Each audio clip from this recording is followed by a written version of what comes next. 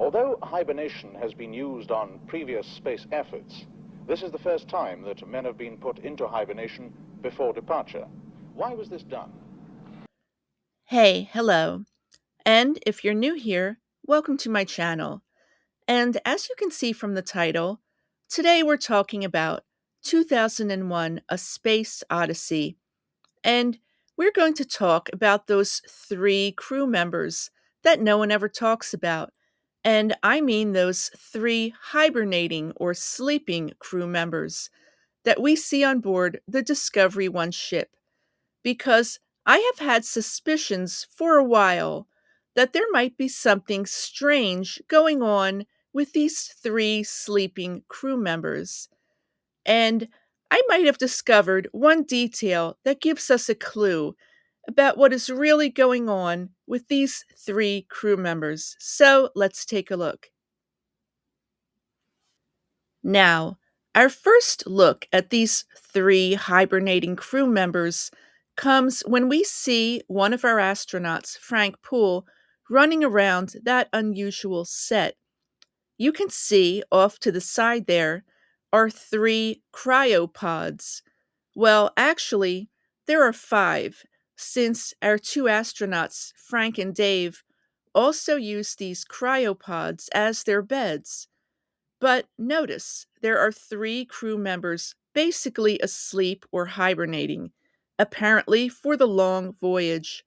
But I have to ask, the first strange thing about this is why not just leave all five crew members to hibernate for this mission, since apparently our supercomputer HAL is able to run most of the ship's systems? Also, we should briefly introduce the three sleeping crew members. They are Dr. Jack Kimball, Dr. Charles Hunter, and Dr. Victor Kaminsky. And we find out as Frank and Dave watch an interview they did for BBC 12 that these three crew members were actually brought on board the ship already asleep. Again, I find this odd. So basically, that means that Dave and Frank may never have seen these guys awake, since they were already frozen, so to speak, when they were brought on board. We also aren't told what kind of scientists these three are, but that they are part of the survey team and won't be needed until the ship approaches Jupiter. I also found this scene interesting because of the detail the interviewer went into talking about the three crew members who are in hypersleep.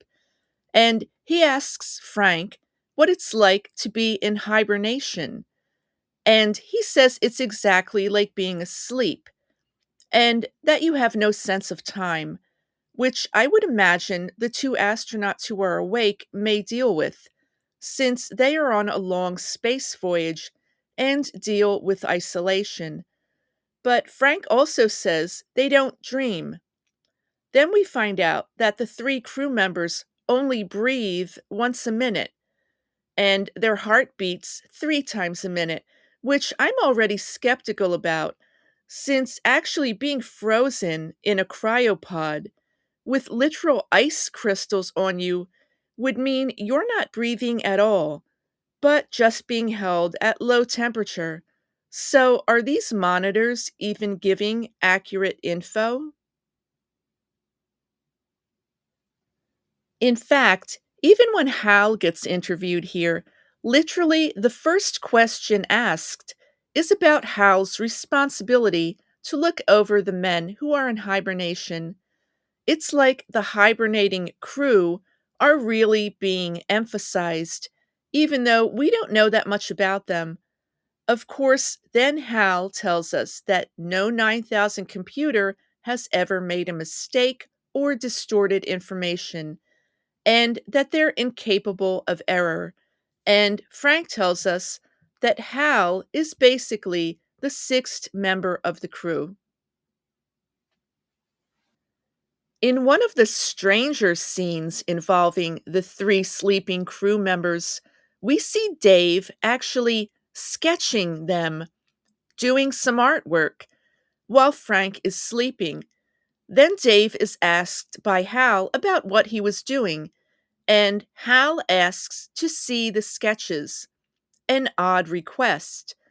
Apparently, these are supposed to be portraits of the three crew, though I can't tell them apart. Also, it's strange that we're spending so much time on these characters that we're never going to meet.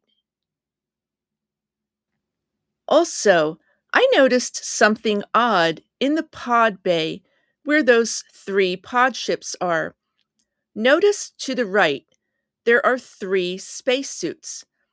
The red one Dave wears, the yellow one Frank wears, and a blue one. And yes, there is an emergency suit and helmet in the airlock where I've marked here. But that's only four suits, and presumably the emergency suit was only kept for, well, emergencies. But shouldn't there be five spacesuits and helmets? Supposedly, there are five crew members, and the three asleep are part of a survey team. All five guys should have a suit. Also, notice there are only three pod ships, too, and these are fairly small pod ships. They really only hold one person. Remember when Dave famously had what looked like IBM on his face in a pod ship? It looked like only one seat in there. So I'm not sure the Discovery 1 is really equipped for five crew. Also, if the red and yellow suits are for Dave and Frank, then who is the blue suit for? After the astronauts decide they need to go outside the ship again, a pod ship basically turns on Frank, apparently pulling out his air hose and killing him.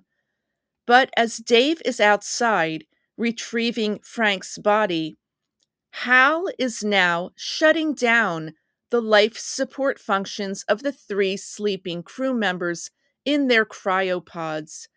We see their monitors, and then a computer malfunction, and eventually all of their monitors just flatline. Did we just witness a bloodless killing?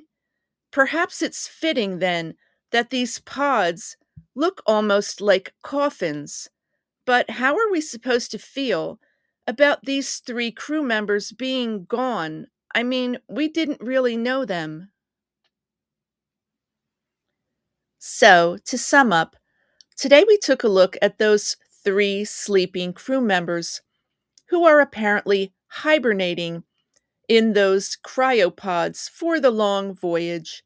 And I have to say, I've always been a bit skeptical about these three characters. We are given some information about them, that they are scientists for the Jupiter survey team, but we never actually meet them, so we can't evaluate that info. Also, there are only three spacesuits, plus an emergency suit, but there aren't five spacesuits. So why don't the numbers add up?